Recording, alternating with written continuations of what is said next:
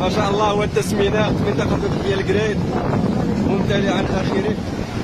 هاد القنطرة اللي كنشوفوا تقريبا 7 متر ديال العلو اللي بينها وبين القاع الواد. كما كيبان لكم راه الماء قرب يوصل للفوق. ها هو التسمينات.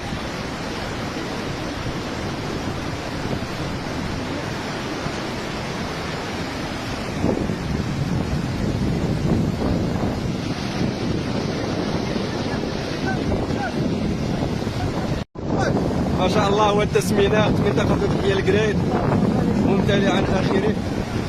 هاد القنطرة اللي كنشوفوا تقريبا 7 متر ديال العلو اللي بينها وبين القاع الواد. كما كيبان لكم راه الماء قرب يوصل للفوق. ها هو التسمينات.